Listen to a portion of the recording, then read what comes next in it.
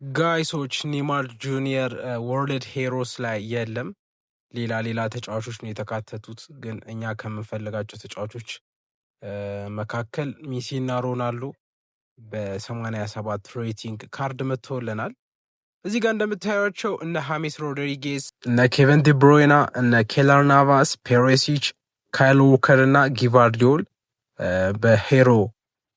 በሄሮስ ተካቷል ማለት ነው። በእነዚህ ካርዶች መካከል ከኛ በጣም ከምፈልጋቸው ክርስቲያኖ ሮናልዶ እና ሜሲ መኖራቸው ይበልጥ ለዚህ ካርድ ተፎካካሪነቱ በጣም ከፍ ይላል። ይህ ካርድ ለመውሰድ ማለት ነው። ኒማር ጁኒየር አለመካተቱ ግን ብዙ ሰው አሳዝኗል። ግን እኔ አንድ ነገር በጣም እየታዘብኩ ነው። በድሪም ሊግ ሶከር ማለት ነው የደቡብ አሜሪካና የሰሜን አሜሪካ ክለቦች ማለት ነው በጣም አይኖርም እንደ አውሮፓ ክለቦች እንደ አፍሪካ ክለቦች ጀስት በሴናሪዮ መልክ በቱርናመንት መልክ አሁን በብራዚል ገብታችሁ አታውቁማ? በጣም አስቸጋሪ ነው የሚሆነውና ሌላ በኮሎምቢያ እንደገና ደግሞ በዩኤስኤ ምናምን እንደዚህ አይነት እንትኖች አይኖሩም ብዙ። አሁንም ቢሆን ሴናሪዮ ላይ የሚያመጣልን ሌላ እንትኖች ነው፣ አልፎ ነው የደቡብ አሜሪካ ክለቦች የሚያመጣልና የሆነ ላይሰንስ ያላሟሉት ነገር ያለ ይመስለኛል። ከጌሙ ጋር ፍቃድ ያላገኙ ይመስለኛል። አሁን ኒማርም የሆነ ነገሩ ከላይሰንስ ጋር ነው የሚመስለኝ። ምክንያቱም ወደ ሳንቶስ ሲሄድ ከካርዱ አጣ ነው ገባችሁ፣ ከዲኤልኤስ የለምና ያ ስለሆነ ትልቁ ችግሩ የሚሆነው ከላይሰንስ ጋር ነው፣ ከፍቃድ ጋር ነው። የደቡብ አሜሪካ ክለቦች ነው ብራዚል እና አርጀንቲና አሁን እዛ የሚጫወቱ ተጫዋቾች በፕሪሚየር ሊግ ሶከር ማግኘት በጣም ከባድ ነው። ለምሳሌ ያክል ስቲቫኦ ቼልሲ የሚጫወቱ ስቲቫኦ ማለት ነው ደቡብ አሜሪካ እያለ ብራዚል እያለ በካርድ አናገኘውም ነበርና አሁን ግን ቼልሲ ሲመጣ ወዲያውም በካርድ 78 ምናምን ነገር 77 ነው ይመስለኛል መምጣት ጀመረና በአጠቃላይ ከደቡብ አሜሪካና ከሰሜን አሜሪካ ጋር ድሪም ሊግ ሶከር አንድ ያልጨረሰው ጉዳይ አለ ማለት ነው። በፍቃድ ጉዳይ ፍቃድ እያገኘ አይደለምና የሆነ ላይሰንስ ይቀራቸዋል። ለዛ ነው ኒማርም እንደዚህ በድጋሚ ለማግኘት የምንቸገረው። ብቻ ሳንቶስም ሆኖ ማግኘት እንችል ነበር፣ ግን የሆነ ያላለቀ ነገር ስላለ ማግኘት አንችልም አሁንም ቢሆን እና ኒማር በዛ ምክንያት ይመስለኛል እንደዚህ ትንሽ ችግር የሆነው በካርድ ምክንያት ይመስለኛል። በቅርቡ የብዙ ሰው ፍላጎት ስለሆነ በሆነ መንገድ ያመጡታል ብዬ ተስፋ አደርጋለሁ። ግን እስከዛ መታገስ ያለብን ይመስለኛል።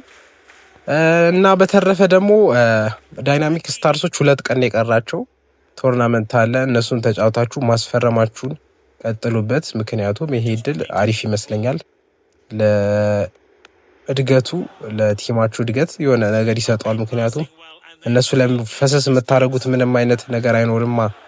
ማደግ የሚችለው በራሱ ሰዓት ስለሆነ በሚያሳዩት ፐርፎርም ስለሆነ በቀደምታ ቪዲዮ ሰርች ያለው እሱን ገብታችሁ ማየት ትችላላችሁ፣ እንዴት ማደግ እንደሚችሉ ማለት ነው። ያ ስለሆነ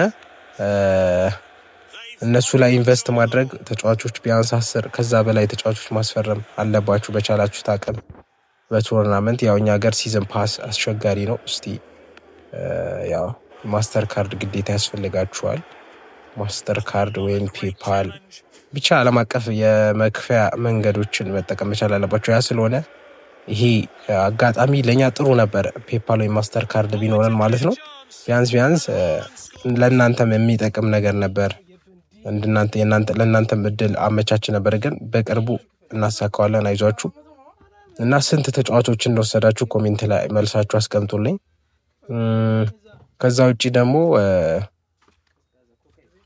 ሬቲንጋቸው አሁን መጨመር ይጀምራል መሰለኝ። አሁን ልክ ወደ 32 ሲገቡ ጥሎ ማለፍ ሲሄዱ ማደግ ይጀምራሉ ማለት ነው በራሳቸው ሰዓት።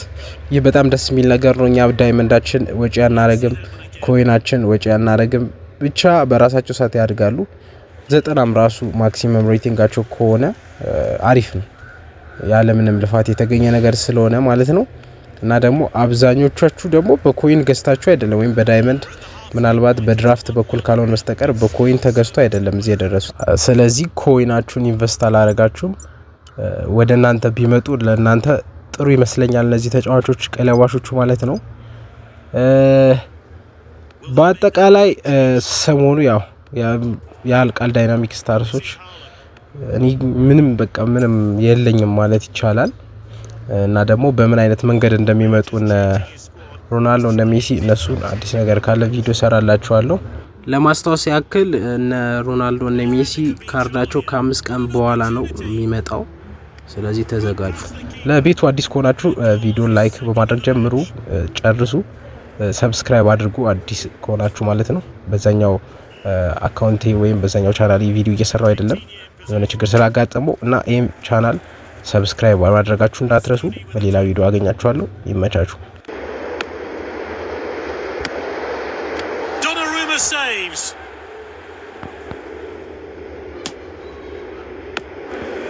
Good distribution.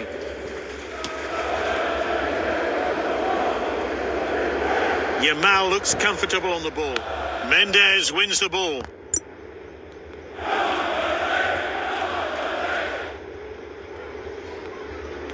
Rafinha with this run.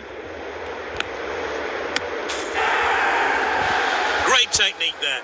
Kept his eye on the ball and placed his header well to put it past the goalkeeper.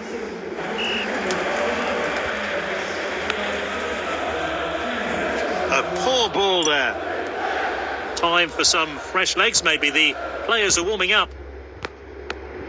He failed to connect with that tackle. The defender regains possession, and now they're going to try and break. Poor distribution from the player. What influence can he have on the pitch? And this really takes the pressure off the defence. With the match level, both teams are looking to press home their attack. The scores are level, but can one team seize the opportunity?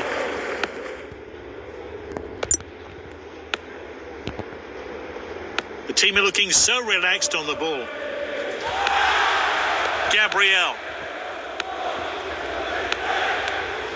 Van Dijk with a tackle.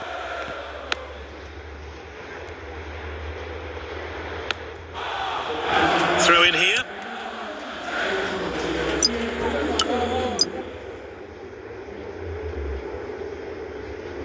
We're entering injury time. He went in too heavily there.